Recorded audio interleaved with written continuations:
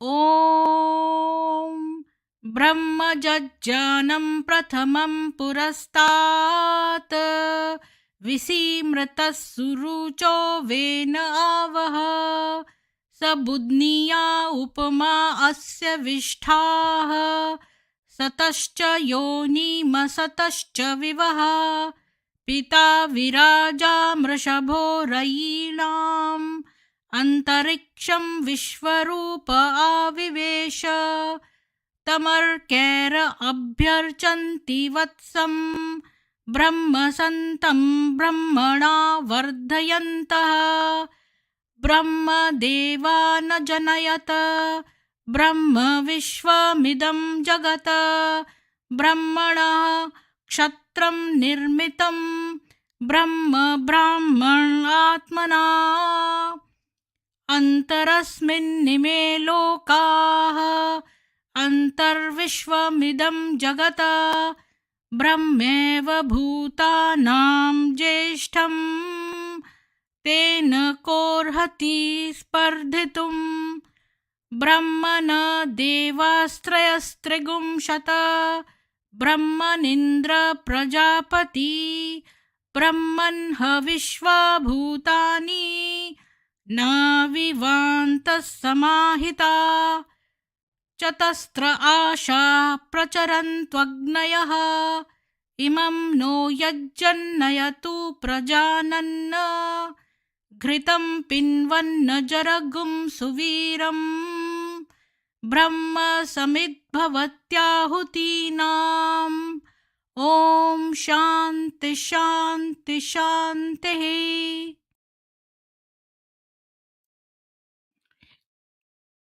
सभी को जय माँ सरस्वती, जय ब्रह्मा। लक्ष्मी जी आपको जय श्री राम, बीजे जी आपको जय श्री राम, राज सिंह जी जय श्री राम, रवि जी आपको भी जय श्री कृष्ण। क्षमा चाहती हूँ, आज मैं कहीं पर चली गई थी तो मैं थोड़ी देर हो गई आने में।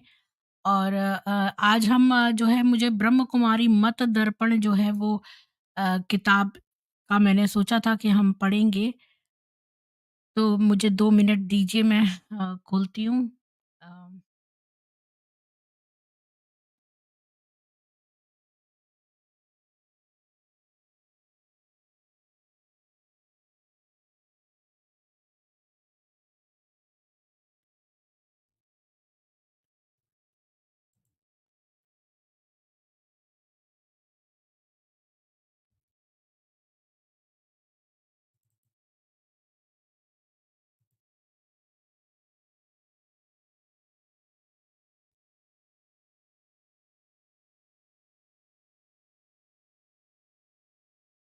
मुझे लगता है मैंने ठीक जगह पे सेव नहीं करी है।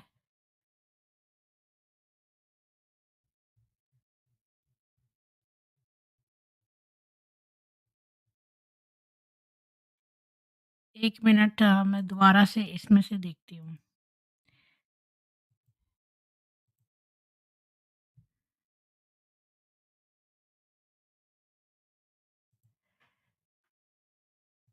जी, खुल गई किताब। क्षितिजू खैरनार जी आपको भी जय श्री राम। तो एक मिनट, हाँ, तो आप लोग शेयर कर दीजिए ये वीडियो, और मैं सोचती हूँ कि ये आपके साथ शेयर करती हूँ किताब।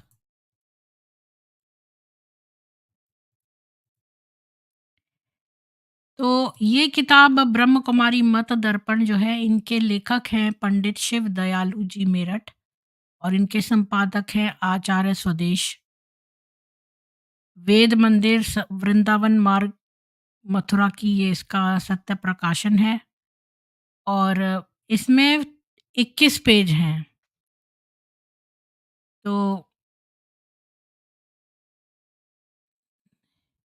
क्या लिखा है? ब्रह्म कुमारी मत सुनो धूर्तों का व्यापार, विद्या का वैरी महा बढ़ा रहा वह विचार, बढ़ा रहा वह विचार करे अतिशय कुटिलाई, बहिन बनाई नारी, पति को कहता भाई, हो स्वदेश का नाश सभी लो आज विचारी, फैल गया मत अगर देश में ब्रह्म कुमारी, और ऋषि अनुचर स्वदेश। तो कहाँ से शुरू है ये? 1 सेकंड, ये तो संपादकीय है।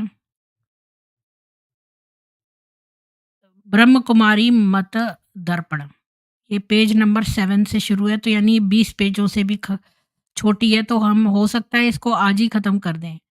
अगर कोई वॉलंटियर करना चाहता है पढ़ने के लिए तो स्वागत है। मैं मुझे लिख दे तो मैं फिर उनको एक जॉइनिंग लिंक दे दूँगी। तो मैं शुरू करती हूँ इसको पढ़ना। ब्रह्म कुमारी मत दर्पण, संप्रदाय प्रवर्तक।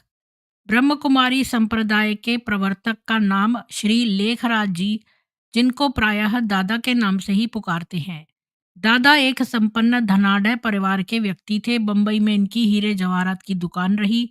आप स्वभाव से ही रंगीले और विलास प्रिय थे। मैं पहले बता दूं कि एक आफताब नाम का आदमी ही लेखराज बन गया था, और अब इसका प्रूफ मैं नहीं दे सकती हूँ। पर ये जो है ये प्रूवन है जो इसमें है, क्योंकि ये पकड़े गए थे।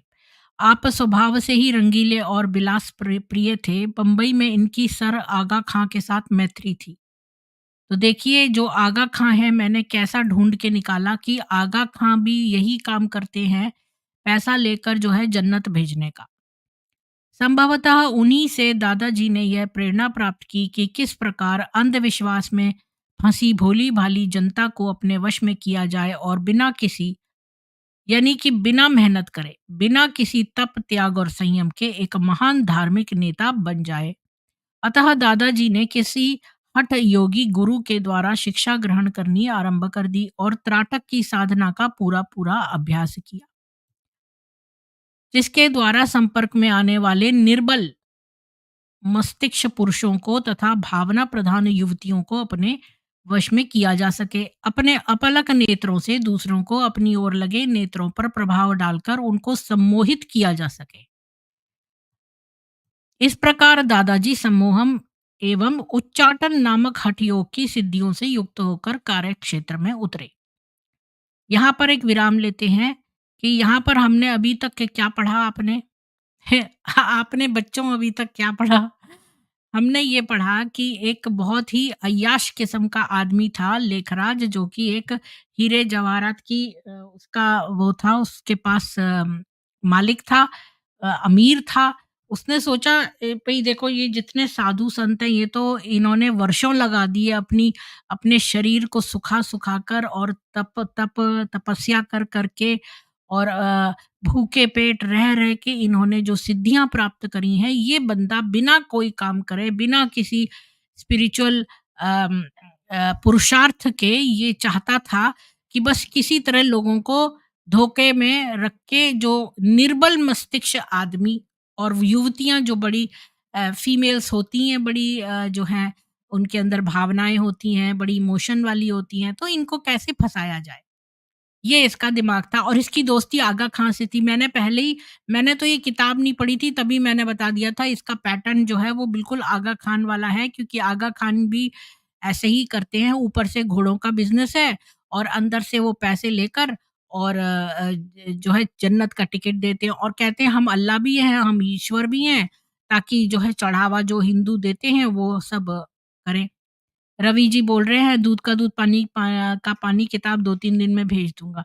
बहुत-बहुत धन्यवाद रवि जी, उस बात का। मैंने ढूँढी थी, मेरे को मिली नहीं। तब आगे चलते हैं इसमें। अ, तो इन्होंने सीखा क्या? केवल त्राटक की बात। उच्चाटन नामक हठयोग की सिद्धियों से युक्त होकर कार्यक्षेत्र में उतरे। बंबई में अपना कारोबार बंद कर अपने कराची में डेरा जमाया और ओम मंडली की स्थापना की। देखो, ये कराची में था बंदा, इसने ओम मंडली नाम से, यानी हिंदुओं को धोखा देने के लिए ओम नाम से नाम रखा, ओम मंडली की स्थापना की। साथ ही तथा कथित ब्रह्म ज्ञान और योग की शिक्षा के बहाने चेला चेली बनाना आरंभ कर दिया। आपका विशेष प्रयत्न चेली बनाने की ओर ही रहा। अनेक अविवाहित कुमारियां दीक्षित होने के लिए आने लगी। कुछ विवाहित देवियां भी अपने पतियों को त्याग कर आश्रम में रहने लगी और दादाजी द्वारा हठयोग की क्रियाएं सीखने लगी। इस प्रकार दादाजी की आयु 40 वर्ष के थी। तो तब उस समय लेखराज जो था 40 इयर्स का था। ओम मंडली की स्थापना के कुछ काल उपरांत जनता में उनके प्रति घृणा और रोष उत्पन्न हो गया, क्योंकि लोग मूर्ख तो है नहीं। लोगों ने देखा यहाँ पर छोटी-छोटी लड़कियाँ जा रही हैं और ये क्या काम कर रहा है, सबको नज़र आता है। प्रतिष्ठित परिवारों की देवियाँ अपने पतियों और पुत्रों को त्याग कर तथा अविवाहित युवतियाँ अपने माता-पिता को त्याग कर जब दादा लेखराज की चेली बनी, उनके कैलिस सदन में रहने लगीं, तो रोष व घृणा का उत्पन्न होना स्वाभाविक ही था। क्योंकि कौन हस्बैंड चाहेगा कि उसकी वाइफ जो है उसको छोड़कर वहां चली जाए। आर्य समाज कराची ने अन्य नागरिकों की सहयोग से ओम मंडली के विरुद्ध आंदोलन खड़ा किया। स्थान स्थान पर विरोध सभाएं होने लगी। कराची में अन्य गणमान्य नेताओं का सहयोग प्राप्त किया गया। आर्य समाज के अनेक प्रमुख कार्यकर्ताओं का शिष्टमंडल श्री साधु टी.एल. वासवानी जी से भी मिला और इस आंदोलन में उनका सहयोग उपलब्ध किया। साधु वासवानी ने सहर्ष ओम मंडली के भ्रष्टाचार के विरुद्ध आंदोलन में अपना सहयोग प्रदान किया।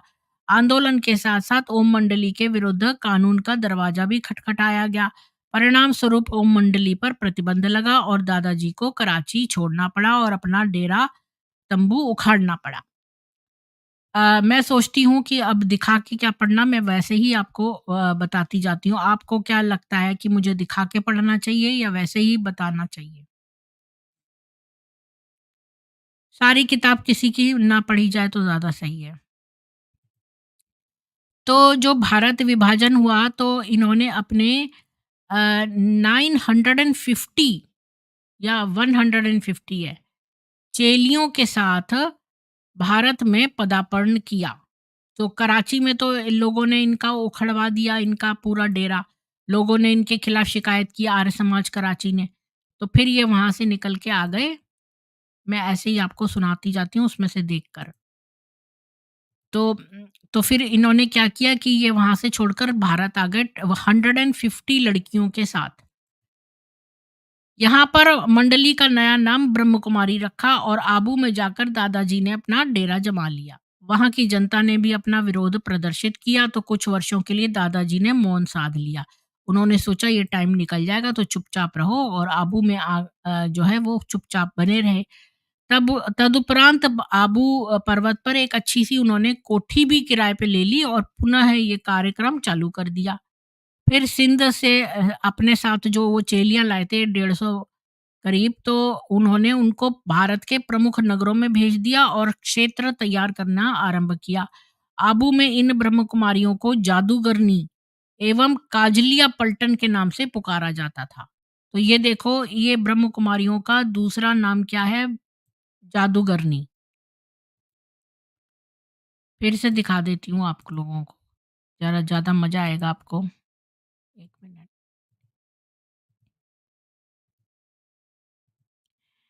ब्रह्म कुमारियों को जादूगरनी एवं काजलिया पलटन के नाम से पुकारा जाता है। ये दोनों विशेषण सम्मोहन क्रिया में दक्ष होने एवं नेत्रों में एक विशेष प्रकार का काजल जो त्राटक की साधना में सहायक होता है लगाने के कारण सार्थक भी प्रतीत होते हैं। तो ये क्या करते हैं, एक विशेष प्रकार का काजल जो जो कि ये सम्मोहन करते हैं, तो ये इस तरह से कुछ काजल पलट लगाते हैं, तभी इनका नाम जादूगरनी और काजलिया पलटन था। इस ब्रह्म कुमारी नाम के संबंध में ऐसा अनुमान होता है कि दादाजी जो अपने को ब्रह्मा कहते थे और हर 5000 वर्षों में एक बार अपनी तथा कथित चतुर्युग की समाप्ति बेला में ब्रह्मलोक को त्याग कर पृथ्वी तल पर मानव शरीर में आने का दावा करते थे, उनके प्रति आत्मसमर्पण करने वाली देवियां ब्रह्म कुमारी एवं पुरुष ब्रह्म कुमार कहाते हैं। स्त्री विवाहित हो या अविवाहित, पति को त्याग कर आई हो या परित्यक्ता हो, सब इस पंथ में दीक्षित होने पर ब्रह्म कुमारी ही कहाती हैं। इसी प्रकार युवा एवं वृद्ध सभी पुरुष ब्रह्म कुमार नाम से पुकारे जाते हैं। तो यहाँ तक हमने देख लिया कि कैसे जो है ये कराची से आए और ये यहाँ पर भारत में बस गए और अपनी जो 150 चेलियाँ साथ में लाए थे उनको पूरे भारत में भेज दिया, जगह-जगह जो है क्षेत्र तैयार करने के लिए, और लोग इनको जादूगरनी या काजलिया पलटन कहते थे। और अब आगे देखते हैं भाई-बहन का नाता। इस संप्रदाय में दीक्षित होने के उपरांत पति-पत्नी परस्पर एक दूसरे को बहन-भाई कहने लगते हैं। प्रश्न है ये पति पत्नी का आपस में भाई बहन का नाता कैसा? क्या पति पत्नी आपस में संयम एवं ब्रह्मचर्य का जीवन नहीं बिता सकते?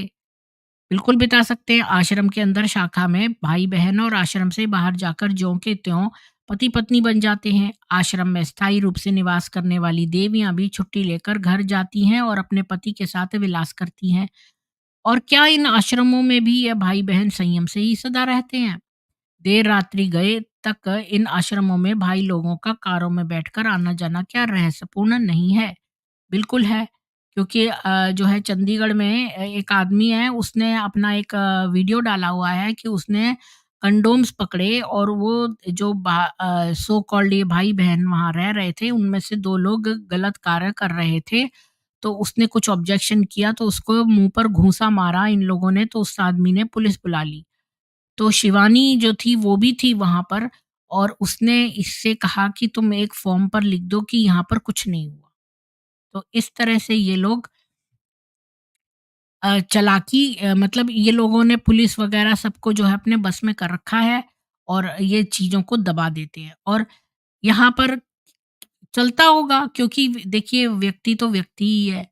आप उसको ज़बरदस्ती ब्रह्मचर्य करवा के कुछ दिन तक वो रहेगा, बाकी तो उसके अंदर फिर से जो उसका प्रकृति है वो तो उसके अंदर फिर से वैसी हो जाएगी और इतनी सारी कुँवारी हुई लड़कियाँ हैं वहाँ पर, सब टाइप की विमेन अवेलेबल हैं, तो वो क्यों नहीं वो उसका करेंगे यूज़।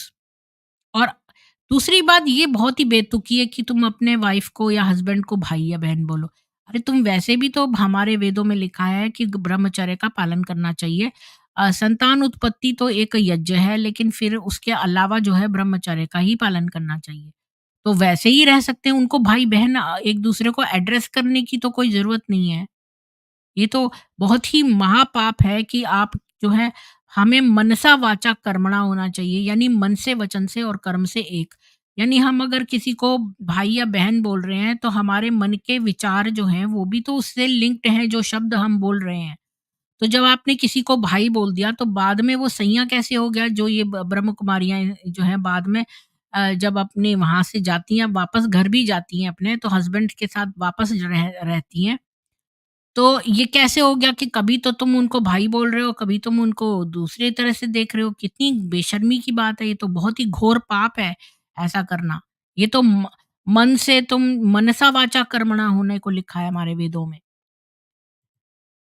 अब देखो ब्रह्म कुमारियाँ और ईसाइयत। ब्रह्म कुमारियों के अनेक मंतव्य, विचार एवं व्यवहार ईसाइयों से मिलते-जुलते हैं, जिससे यह भी आशंका होती है कि कहीं प्रच्छन्न ईसाई अथवा ईसाई मिशन के सहायता प्राप्त तो नहीं है।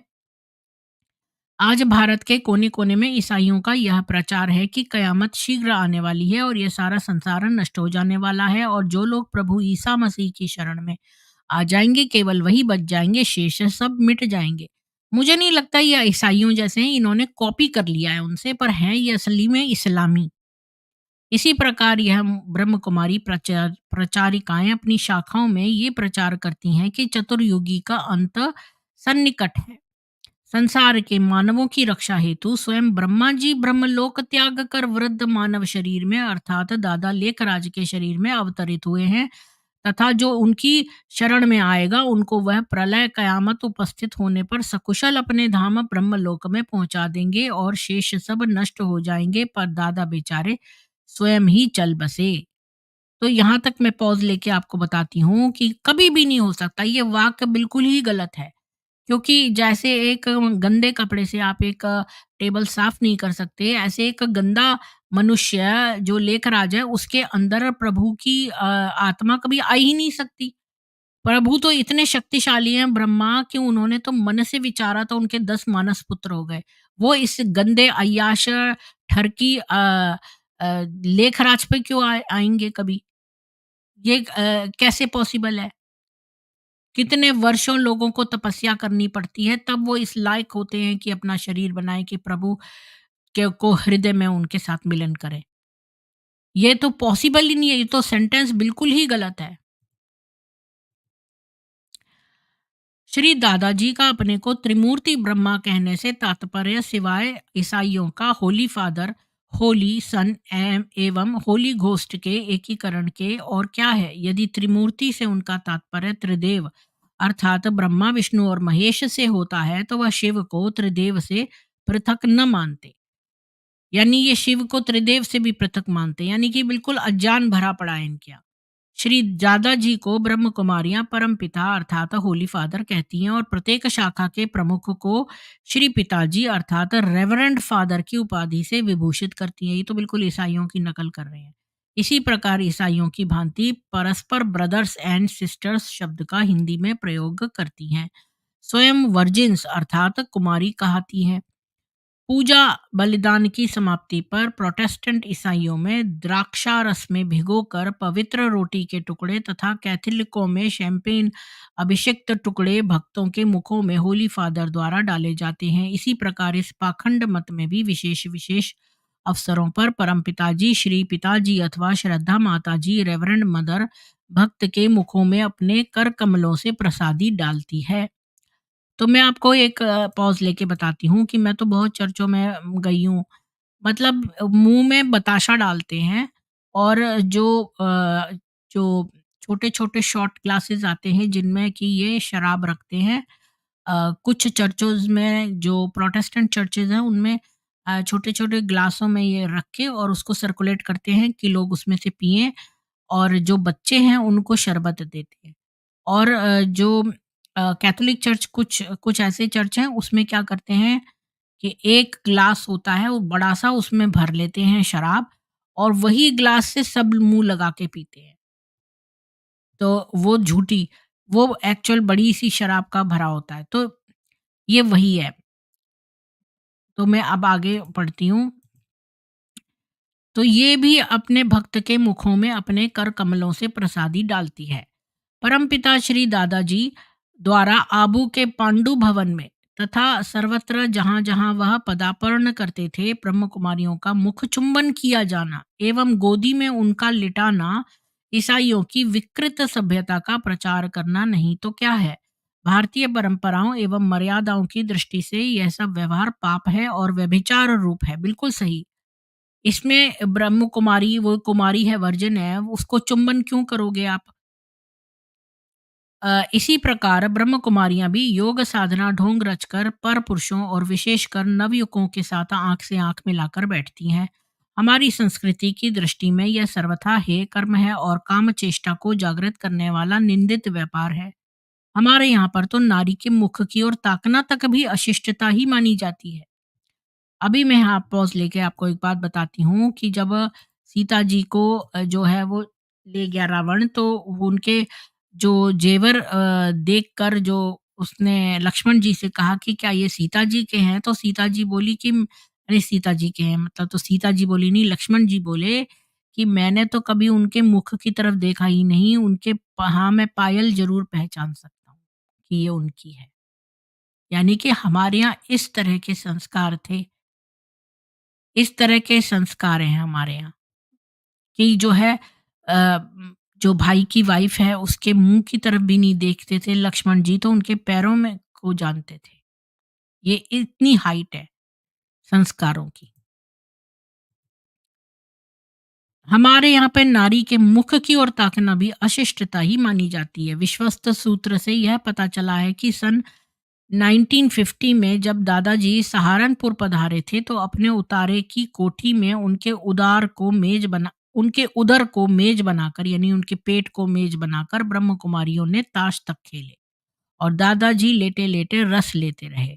दादाजी के भक्त बतलाने का कष्ट करें कि ये कौन सी यौगिक साधना थी। मतलब ये तो धोखाधड़ी है, साधना क्या है। भारतीय संस्कृति से द्रोह। आर्य संस्कृति विश्वासी भारत के प्रायः सभी संप्रदायों ने अर्थात शैव शाक्त वैष्णव बौद्ध सिख आदि ने तथा ब्रह्म समाज प्रार्थना समाज आदि तक ने वेद को विश्व का प्राचीन ज्ञान ग्रंथ माना है। साथ ही भारतीय अध्यात्म शास्त्र उपनिषद गीता आदि को पूरी पूरी मान्यता प्रदान की है किंतु इस ब्रह्म कुमारी संप्रदाय ने सबको धता बताई है। आर्य हिंदू पर्वों तथा संस्कारों को कहीं किसी मुरली में मान्यता प्रदान की गई हो तो बताएं। यहाँ तक कि हमारी मर्यादाओं और परंपराओं का संबंध है उनका तो स्पष्ट विरोध ये अपने व्यवहारों तथा आचरणों द्वारा पग पग पर करते हैं। मतलब हमारे जो ये हिंदुओं की जो किताबें हैं, हमारे जो वेद, गीता, भगवद गीता है, उनसे ये ऑपोज़िट चलते हैं। इनके तो व्यवहार और आचरण से ही पता चल जाता है कि ये लोग कितने व्यभिचारी हैं, काम वासना से लिप्त हैं ये लोग। और ऐसे व्यक्ति पर कभी प्रभु आ ही नहीं सकता। कितनी मूर्खता की बात है अगर कोई ये बात सोचता है कि इनके ऊपर। अब आते हैं मुरलियों पे। दादाजी द्वारा पांडु भवन से जो समय-समय पर विज्ञप्तियाँ प्रकाशित होती हैं और शाखाओं में दादाजी के गोप गोपी भक्तिभाव से उनको पढ़ते और सुनते हैं, वह मुरलियां कहलाती हैं। दादाजी ने जब कराची में ओम मंडली बनाई थी तो वह अपने को कृष्ण रूप में अवतरित हुआ बताते थे। अब इन्होंने सोचा भाई चलो इनके भी पैसे लिए जाए, मतलब चढ़ावा हिंदू देते हैं ना बहुत, तो इन्होंने अपने आप को कृष्ण कहना शुरू कर दिया। अभी तक तो ब्रह्मा कह रहे थे और अपनी शक्ति को ओ राधा कहकर पुकारते थे। किंतु भारत में आकर जब से आपने ओम मंडली को ब्रह्म कुमारी का रूप दिया, तब से वह अपने को कृष्ण के स्थान पर ब्रह्मा कहने लगे। अच्छा। और राधा को सरस्वती की उपाधि से विभूषित किया। अब इन्होंने चालाकी ये इसलिए की, पहले तो इन्होंने सोचा कि श्री कृष्ण की तो बहुत सारी बीवियां थी, तो चलो इनको हम बन जाते हैं। बाद में इन्होंने देखा कि सरस्वती, जो ये जो मैं बता रही हूँ मिथ्या, जो ये इस्लामिक नैरेटिव फैलाते हैं कि ब्रह्मा जी ने तो अपनी पुत्री से ही विवाह कर लिया। अब इनको लगा ये तो और भी अच्छा है, इंसेस्ट करने को मिलेगा। ये सारी बच्चियां जो हैं ये हमको पिता कहती हैं, तो ये हमारी बेटियां हो गई, इन सबके साथ सेक्स करने को मिलेगा। तो इसलिए उन्होंने जो है तुरंत अपना जो है पैंतरा बदला और अपने आप को बजाय कृष्ण के अब ब्रह्मा कहना शुरू कर दिया। चलिए आगे देखते हैं।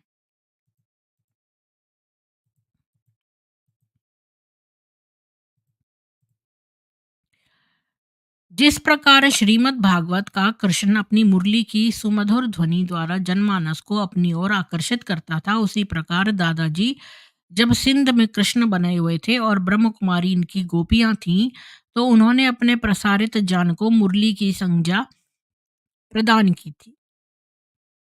भारत में आकर ब्रह्मा बनने के उपरांत मुरली का पूर्व नाम ही ज्यों का त्यों रहने दिया गया।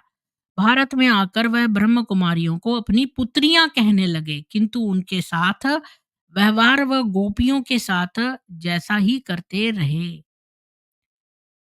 ब्रह्म कुमारियों का ईश्वरीय ज्ञान क्या है? समय समय पर प्रसारित इन मुरलियों में से छांट कर 88 मुरलियां पृथक एक सच्ची गीता, यानी उनमें से 88 मुरलियां इन्होंने छांट ली हैं। और वो 88 मुरलियां एक अलग एक किताब है जिसका नाम सच्ची गीता पुस्तक के नाम से प्रकाशित की गई है।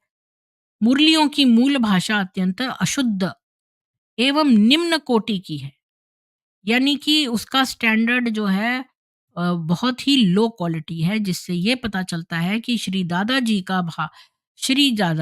मैं तो नहीं बोलूंगी ऐसे लंपट को श्री, का भाषा संबंधी ज्ञान अत्यंत ही अल्प था। संभवतः उनको केवल लिखना और पढ़ना मात्र आता था। इन मुरलियों में जो कुछ लिखा हुआ है उससे यह भी स्पष्ट हो जाता है कि दादाजी वेद शास्त्र के विषय में नितांत शून्य थे, यानी वो वेदों में बिल्कुल जीरो थे। धर्म की दुनिया में यदि आए ही थे तो कुछ अध्ययन मनन आदि कर लेते, किंतु उनको तो धर्म एवं योग की आड़ में कुछ और ही प्रसार करना था तथा बुद्धिवाद एवं मानवता के स्थान पर अंधविश्वास एवं संकीर्ण मतवाद का प्रसार करना ही अभीष्ट था। अस्तु, अब हम पाठकों को इनके इस तथा कथित ईश्वरीय ज्ञान अर्थात सच्ची गीता का कुछ दिग्दर्शन कराना चाहते हैं। अब इनकी सच्ची गीता जो कि 88 मुरलियों की एक अलग पुस्तक है, उसमें क्या लिखा है? सच्ची गीता के आरंभ में उसको सर्वश्रेष्ठ अपौरुषेय ज्ञान माना है और युक्ति यह दी गई है कि अन्य ईश्वरीय ज्ञान यानी इल्हाम तो संसार में मानवों द्वारा प्रकट हुए, किंतु इनका यह ज्ञान साक्षात शिव परमात्मा अपने आनंद धाम से समय समय पर पृथ्वी तल पर आते और वृद्ध शरीर में अवतरित ब्रह्मा द्वारा उसको प्रकाशित करते हैं। किंतु जब तक सर्वव्यापक परमात्मा का किसी स्थान विशेष में ही रहना और वहां से आना जाना और तथाकथित ब्रह्मलोक त्याग कर मानव देह में दादा के रंगीले पुतले में अवतरित होना युक्ति तर्क विज्ञान एवं प्रमाणों से सिद्ध न किया जाए, यह सब धारणाएं मिथ्या कपोल कल्पनाओं के अतिरिक्त कुछ मूल्य नहीं रखती। तो ये सब इन्होंने कहा कि ये जो बूढ़ा लेकर आ जाए इसके अंदर इसकी आत्मा आ जाती है। और भाई ये तो बाकी लोगों की जो धर्मों की किताबें हैं वो तो मनुष्यों ने लिखी हैं, पर इनकी जो है आनंद धाम से आई है। इन मुरलियों की संहिता को सच्ची गीता के नाम से पुकारना आपत्तिजनक है। उस नाम से यह स्पष्ट ध्वनि निकलती है कि योगी राज कृष्ण की गीता झूठी है। अब इस सच्ची गीता की बानगी देखें। अब यहाँ पर कुछ एग्जाम्पल्स दिए हुए हैं। मुरली नंबर 57 के अंत में लिखा हुआ है कि श्री कृष्ण जी राम से पूर्व सतयुग में हुए हैं। मतलब श्री कृष्ण जी तो राम से भी पहले हुए हैं। इनका दिमाग देखो जरा। ये तो हिस्टोरिकली हम इसको फॉल्स प्रूफ कर सकते हैं। सूर्यवंशी श्री नारायण ही का स्वयंवर से पहले का नाम कृष्ण है।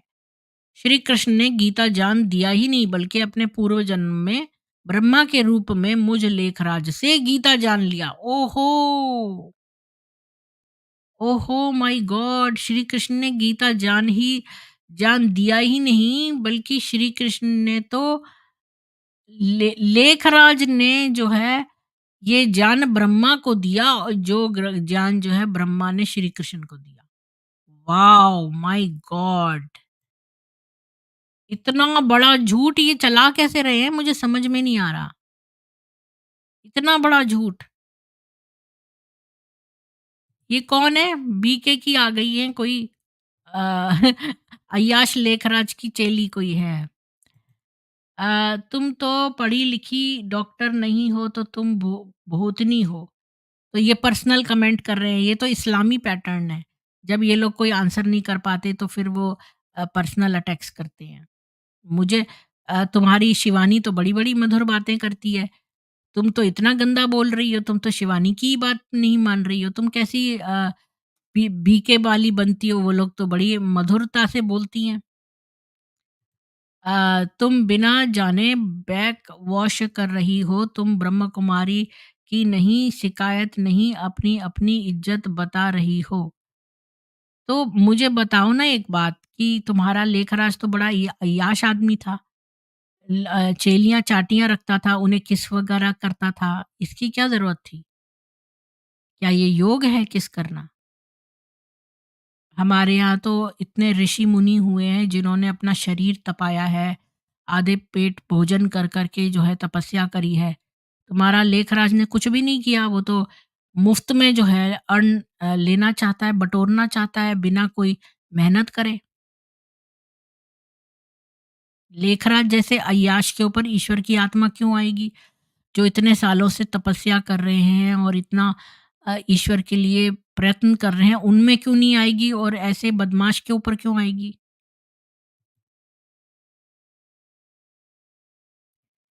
तो ऊपर आ जाओ, मैं एक लिंक देती हूँ, आओगी ऊपर? कृति जी आप ऊपर आओगी, मेरे से बात करोगी? मुझे एक्सप्लेन करो, मुझे कन्विंस करो, देखो मुझे ब्रह्म कुमारी बना के दिखाओ। चलो।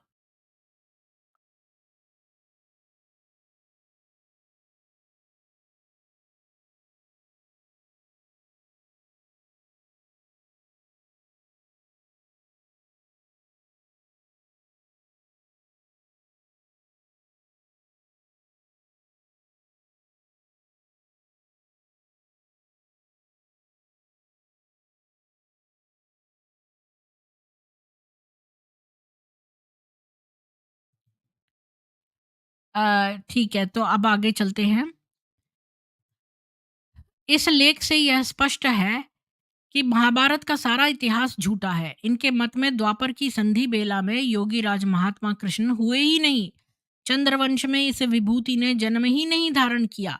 तात्पर्य यह है कि ब्रह्म कुमारियों के आचार्य के मत से महाभारत के रचयिता वेद व्यास वैशंपायन आदि झूठे हैं। जिन शंकर, अरविंद, गांधी आदि महापुरुषों ने गीता को आत्मा की अमरता का कृष्ण द्वारा प्रदत्त दिव्य ज्ञान माना है, वह सभी भ्रांत है। केवल इनके दादाजी सच्चे हैं, जिन्होंने युक्ति तर्क प्रमाण शून्य यह गपोड़ा घड़ा है कि सूर्यवंशी नारायण का नाम कृष्ण था। कृष्ण नाम का कोई ऐतिहासिक युग पुरुष धरती पर जन्मा ही नहीं। भारत के इतिहास को इस निर्लज्जतापूर्ण ढंग से झुठलाना, कृष्ण के अस्तित्व से इनकार करना अक्षम्य राष्ट्रीय एवं जातीय महापाप है। बिल्कुल। ये कह रही हैं कि कृष्ण का अस्तित्व ही नहीं है, जबकि कृष्ण जी के तो हमें बहुत सारी हिस्टोरिकल प्रमाण मिलते हैं। युग कल्पना देखो इनकी। भारत के समस्त वैदिक आचार्यों ने हिमालय से कन्याकुमारी तक युग युगांतरों से प्रचलित संकल्प के अनुसार सृष्टि संवत को माना है। तदनुसार एक कल्प 4 अरब 32 करोड़ वर्ष का होता है। कल्प में 14 मनवंतर और प्रत्येक मनवंतर में 72 चतुर्युगी तथा प्रत्येक चतुर्युगी में 432 क्या है ये चा और 1 2 3 1 2 3 4 4 जीरो इतने वर्ष माने गए हैं। 4 युग अर्थात कली द्वापर त्रेता एवं सत हैं, जिनकी अवधि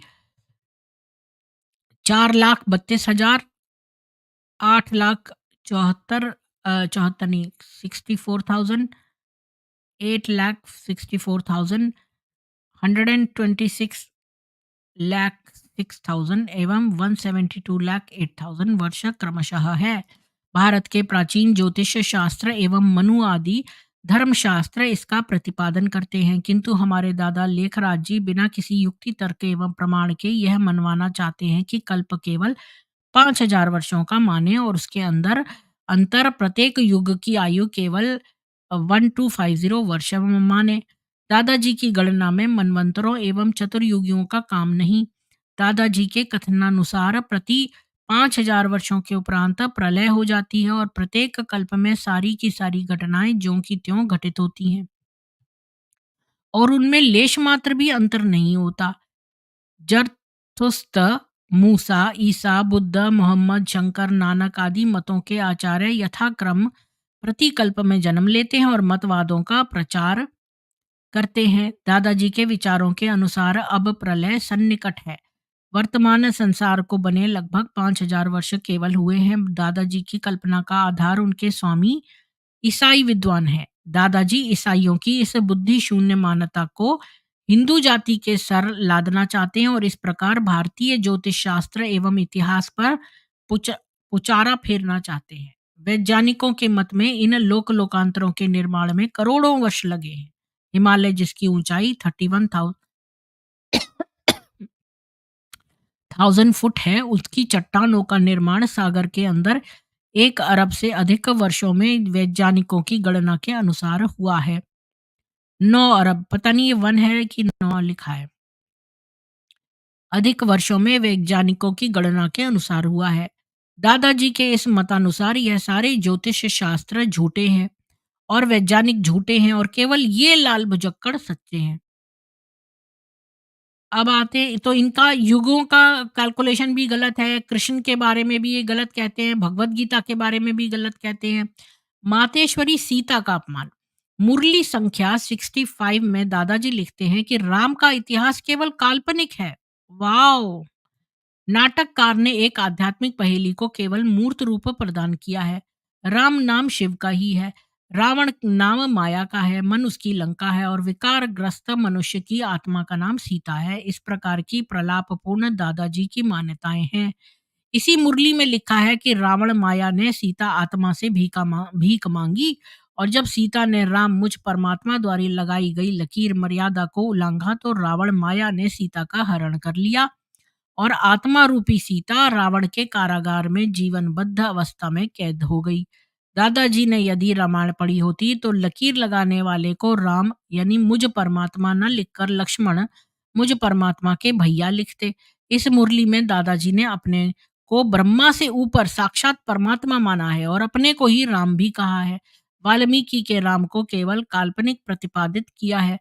सीता को धर्म की मर्यादा उल्लंघन करने वाली विषय वासना रत जीव कल्पित किया गया है। इस कल्पना के पीछे जिसका कोई आधार नहीं, दादाजी की नीच कलुषित मनोवृत्ति कार्य कर रही है, जिसका प्रदर्शन यह पांडु भवन के अपने प्रवचनों में भी यदा कदा करते रहते हैं।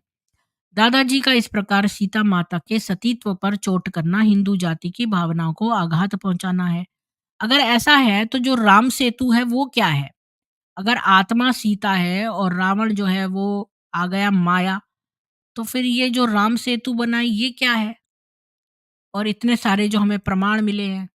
तो यहाँ पर स्पष्ट ये आदमी गॉड कॉम्प्लेक्स वही मोहम्मद वाली चीज़ ये है ना, ये फैल गई है। दादाजी का इस प्रकार सीता माता के सतीत्व पर चोट करना हिंदू जाति की भावनाओं को आघात पहुंचाना है। राम एवं सीता के पवित्र इतिहास को इस प्रकार झुठलाना महान राष्ट्रद्रोह है। राम भारत का महान राष्ट्र पुरुष है और मातेश्वरी सीता तप त्याग संयम एवं सदाचार की दीप्तमयी प्रतिमा। यूरोपीय ईसाई लेखकों ने रामकृष्ण आदि के पावन इतिहास को मिटाने के लिए और हिंदू जनता को पथ भ्रष्ट करने के लिए महान कुचक्र रचा है। और दादाजी जब इस प्रकार उस कुचक्र का समर्थन करते हैं तो क्यों न हम इस ब्रह्म कुमारी पंथ को ईसाइयों का एजेंट और एजेंसी कह सकते हैं, और यह एक सच्चाई है। ब्रह्म कुमारी मत, हंसा मत आदि का प्रचार ईसाइयों के योजनाबद्ध षड्यंत्र का ही परिणाम है। अब आते हैं एक और मुरली में। तो यानी इस मुरली में इन्होंने सीता जी का अपमान करा बेसिकली। 66 संख्या मुरली में दादाजी फरमाते हैं कि महात्मा गांधी ने मुझ गीता निराकार के भगवान को जाना ही नहीं, इसलिए उन्होंने जो सिविल नाफरमानी, असहयोग, आमरण, व्रत आदि के रूप में हठ योग के जो तरीके अपनाए, वह सभी मेरे ईश्वरीय ज्ञान और योग के विपरीत थे। इसलिए उनके जीवन में राम राज्य की शुभ इच्छा पूरी न हो सकी। सर्वप्रथम हम इस रसिक रंगीले पाठे की हिम्मत की प्रशंसा करते हैं जो इस विज्ञान एवं बुद्धिवाद के युग में हाथ का शरीर धारण किए अपने को निराकार भगवान कहने की जुर्रत करता रहा। महात्मा गांधी जैसे महान ईश्वर भक्त को नास्तिक कहना यथार्थ में धूर्त नास्तिकों का ही काम है। दादाजी का यह मत है कि महात्मा गांधी जी ने जो मार्ग दर्शाया है उससे रामराज्य की स्थापना नहीं हो सकती। गांधी जी के मार्ग को हजरत ने हठयोग का मार्ग बतलाया है, जबकि यह स्वयं हठयोग त्राटक क्रिया द्वारा चेला चेली मूंडने में व्यस्त रहे और धर्म की आड़ में अधर्म का प्रचार करते रहे। मुरली संख्या 66 में आप फरमाते हैं कि भारतवासी अन्य धर्म स्थापन करने वाले मनुष्यों के जन्मदिन तो मनाते हैं, किंतु मुझ निराकार परमात्मा शिव की जयंती नहीं मनाते। इस स्थल पर पुनः इस रंगीले पाठे ने अपने को निराकार परमात्मा कहने की धृष्टता की है। दादाजी को जनता से यह मिला है कि यह मेरी जयंती क्यों नहीं मनाती। जीव को ब्रह्म मानना सिद्धांततः मूर्खता है। भारत की जनता अब इस मूर्खता में फंसने वाली नहीं। लोकेशणा से संतप्त इस तथाकथित परमात्मा की दयनीय स्थिति पर तो तनिक विचार कीजिए। भारत के पतन का कारण इनकी सच्ची गीता के अनुसार निम्न प्रकार दर्शाया गया है। भारत की सरकार ने ईश्वरीय त्रिमूर्ति अर्थात ब्रह्मा विष्णु शंकर के तथा उनके भी रचयिता मुझे परमात्मा शिव के चरित्र के बजाय और सृष्टि चक्र के बजाय 3 शेरों वाले अशोक चक्र को ही अपना राष्ट्रीय निशान निर्धारित किया है। तात्पर्य यह है कि भारत सरकार अशोक चक्र के स्थान पर दादा लेखराज के सृष्टि चक्र को अपनाती और भारत माता तथा राष्ट्रपिता महात्मा गांधी के चित्रों की बजाय दादाजी और उनके प्रेयसी के चित्रों को पूजती, तो देश का पतन न होता और भारत में रामराज भी स्थापित हो जाता। बलिहारी है बुद्धि की। इसी मुरली में आगे दादाजी लिखते हैं कि मेरे प्रिय बच्चे, कांग्रेसपति गांधी जी ने जो कार्य अधूरा छोड़ गए हैं उसको पूरा करने के लिए मैं पांडवपति अर्थात गीता का भगवान अवतरित हुआ हूँ। महात्मा गांधी को राष्ट्रपिता न मानकर कांग्रेसपति कहना निश्चय उनका अपमान। नहीं तो वो तो खैर उनको कांग्रेसपति ही कहना चाहिए, लेकिन इसका मतलब ये नहीं है कि ये जो है लेखराज अच्छा हो गया और ये ईश्वर निराकार अपने आप को कहने लगे। पिता के कार्य को पूरा करने के लिए पुत्र तो सदा प्रयत्न करता आया है, किंतु यहाँ बात उल्टी है। पुत्र के कार्य को पूरा करने के लिए पिता ने जन्म लिया है। राष्ट्रपिता गांधी को अपना बच्चा कहने की इस धूर्त पाखंडी की हिम्मत की बलिहारी है। अब गांधी जी के मार्ग को यह हजरत हठयोग मानते तथा राम राज्य स्थापना के विपरीत मानते हैं, तो उसका पूरा करने का यह दंभ कैसा। भारतीय प्रजा को यह जानकर प्रसन्नता होगी कि यह तथा कथित निराकार परमात्मा तो चल बसे।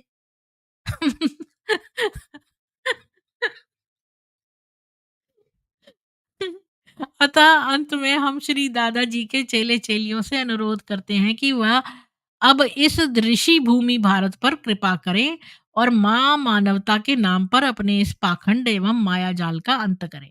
यदि कुछ करने की तमन्ना है तो पाकिस्तान जाएं और वहां आपके दादा गुरु ने अब पहले ये जाल बिछाया था और बाद में श्रीमान को हिजरत करनी पड़ी थी।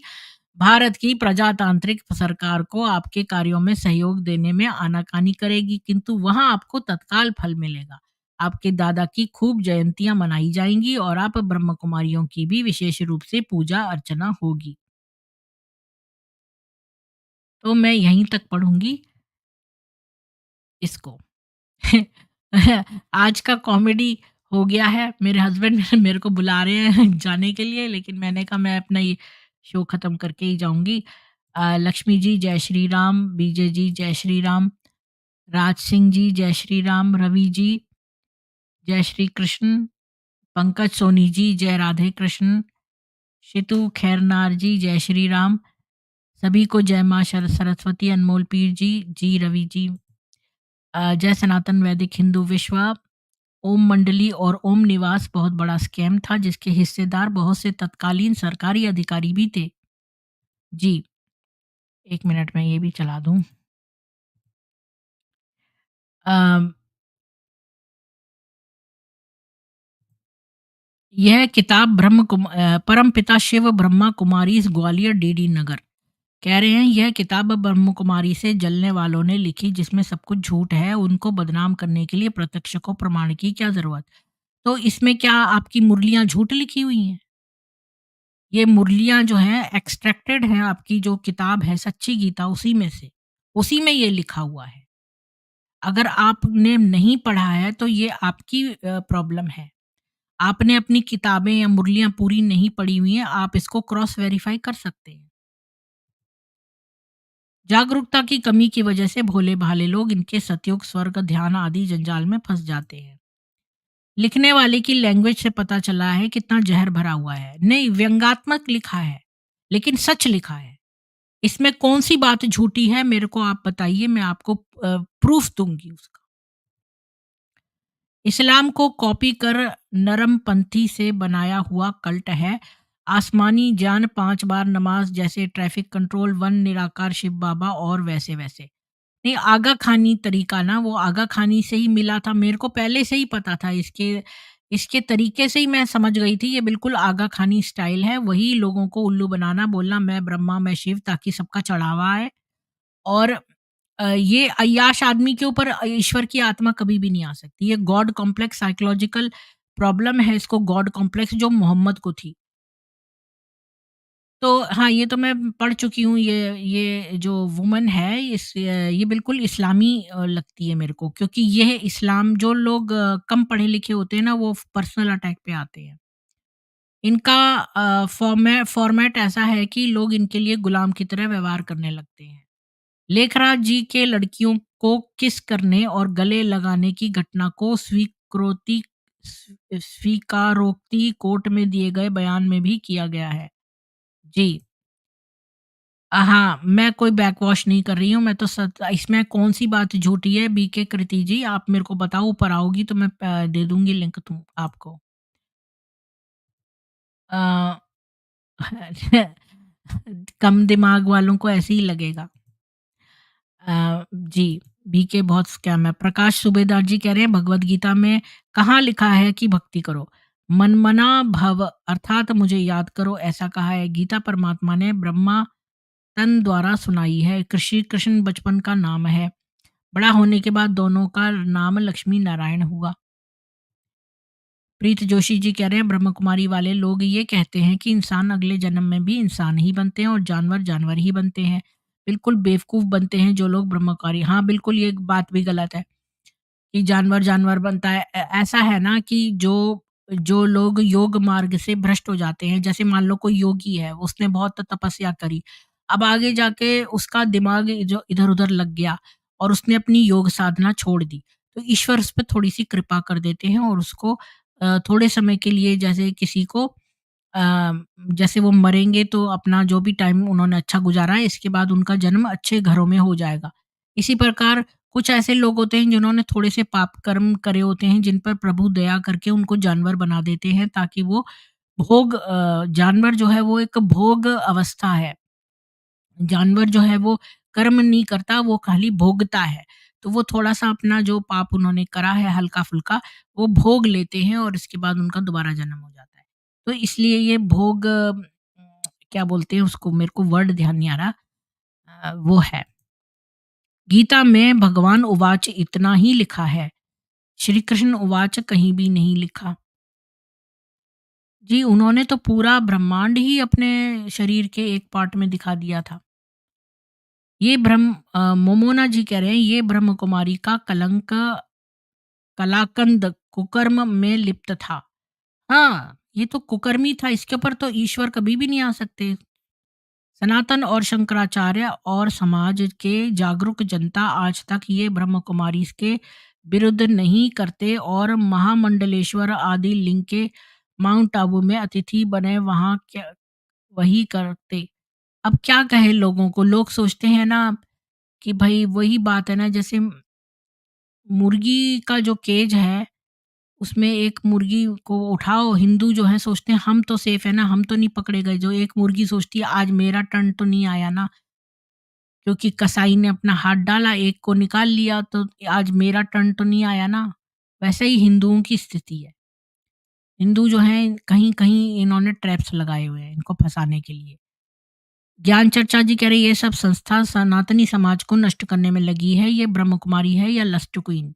हाँ, मोहम्मद का ही चेले हैं या आगा खानी तो सुसाइड बॉम्बर्स हैं और बिल्कुल ये भी उसी पैटर्न के हैं। दरअसल ये पापी ढोंगी मक्कारों का संगठन है जिससे सनातन धर्म के कई प्रतीकों का दुरुपयोग करके बहुत से भोले-भाले लोगों को इन लोगों ने फँसा रखा है। बिल्कुल, और वशीकरण करते हैं ये अपनी नज़रों में। इसको कहते हैं एक माइंड कंट्रोल। आदित्य उपाध्याय जी आपको राम राम। माइंड कंट्रोल करना, जब आप अपने जो है ना बहुत देर तक अपने आज्ञा चक्र पर फोकस करते रहना तो आप में कुछ शक्तियाँ आ जाती हैं। उन शक्तियों से जब आप किसी को देखते हैं तो उसका अगर वो निर्बल मस्तिष्क का होता है तो आप उसके ऊपर कंट्रोल कर लेते हैं। तो ये लोग यही काम करते हैं और मैं जब छोटी थी तो मेरे फादर बोलते थे माइंड कंट्रोल कुछ लोग करते हैं वो, तो मैं बोलती थी ये भी एक मैनिपुलेशन है। मैं इस माइंड कंट्रोलिंग को भी एक टाइप का मैनिपुलेशन करना समझती हूँ। ये एक तरह का असॉल्ट है। श्री कृष्ण के सतयुग में 8 जन्म होते हैं। सबूत श्री कृष्ण जन्माष्टमी, फिर नव या जन्म राम राजा का, इसलिए रामनवमी कहते हैं। इसका खंडन नहीं कर सकते। बिल्कुल, और उसके प्रमाण भी तो हैं। ये लोग तो रामायण को भी मना करते हैं, लेकिन राम सेतु तो है ना, नासा ने भी दिखा दिया। ये मंत्र और जप का विरोध करते हैं और कई तरीके से हिंदू धर्म के मान्यताओं को प्रदूषित करने का कुत्सित प्रयास करते हैं। जी अमित जी। गांधी और लेखराज एक ही मनोवृत्ति के थे और सब इस्लामी थे। जय श्री राम। नमस्ते। आपको भी दुष्यंत जी। ट्यूब पर बैठकर किसी को भी बदनाम किया जा सकता है। जी। राजेश जी बोल रहे हैं ऑसम। सुभद्रा ओली जी बोल रही है जय श्री राम। बीजे जी ये कल्ट पे मेरा 12 साल का अनुभव है, आपसे स्ट्रीम किया था। इस्लामी जैसा झूठा जान और सुप्रीमेसी का घमंड से भरे हुए लोग हैं ये लोग। हाँ, यहाँ पर बैठी हुई तो है ये भी के मेरे पर पर्सनल अटैक कर रही है। मोना संधू जी गुड इन्फॉर्मेशन जी। दुष्यंत पटेल जी कह रहे हैं खाने के बाद जो सुबह में जाते हो उसके लिए किसी ने आपको किसी से कहा है क्या? सब कुछ कहना पड़ेगा। आगे चलकर सभी बातें आपकी झूठी सिद्ध होंगी। मेरी?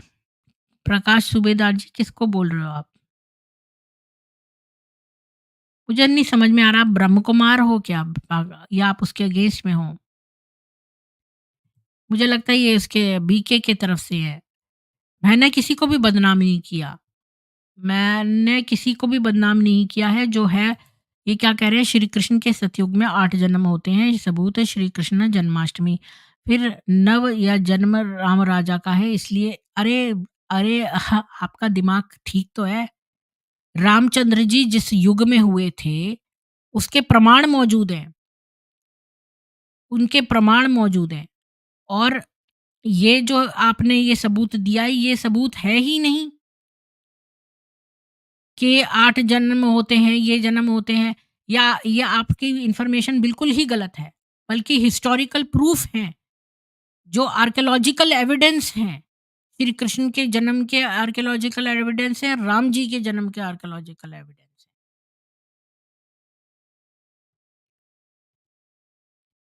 किसी को भी मैं बदनाम नहीं करती हूँ, जो है यूट्यूब पे बैठ के, क्या कैसे भी नहीं करती, ये पाप है किसी को बदनाम करना। पर सच बोलना सही बात है।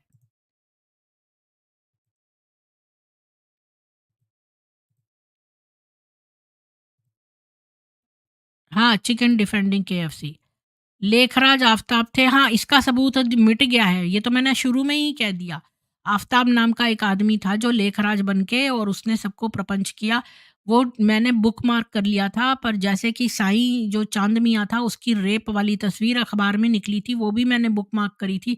वो दोनों बुकमार्क्स खत्म कर दिए, बहुत सारी जगहों के बुकमार्क्स मेरे खत्म कर दिए। अब तो मैं सेव करके रख लेती हूँ, पहले मैं नहीं करती थी, बुकमार्क लगा लेती थी। अभी देखो गूगल में कोई भी चीज़ करो, पहले 10 पेजों में खाली आपको इस्लामी चीज़ें ही नज़र आएँगी। इन्होंने सब गायब कर दिया है। लोगों की ज़िंदगी बर्बाद करने के लिए बिल्कुल इसके ऊपर मुकदमा चलना चाहिए। इनके ऊपर ट्रीज़न का, राष्ट्रद्रोह का और हमारे हिस्टोरिक उससे छेड़छाड़ करने का करना चाहिए। इसके अंदर औरतें ज़्यादा घुसी हुई हैं।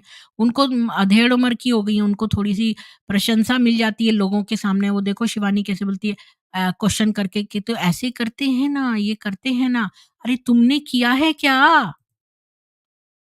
ये संस्था से जुड़ो, बहुत फैमिली और लोगों का लाइफ बर्बाद हुआ, दुनिया विनाश जाएगी चक्कर में, बिल्कुल। और ये जो मोटिवेशनल बातें कहते हैं उनको आप वैसे ही फॉलो कर लो, उनको वहां जाकर ज्वाइन करने की जरूरत नहीं है। Corrupt organisation, greedy people, abuse people's trust. हाँ, मेरे ये संस्था से पीड़ित हूँ। जी सुभद्रा जी, मुझे भी मेरे ईमेल पर लिखिए, आप लोगों का भी मैं ले लूंगी अ, एक सेशन। तो आप सभी लोग जो हैं स्ट्रीम को ज़्यादा से ज़्यादा शेयर करिए, लाइक करिए। और आज के लिए इतना ही था। कल फिर मिलेंगे सामवेद में। राम राम, जय श्री राम और जय सनातन वैदिक हिंदू विश्व।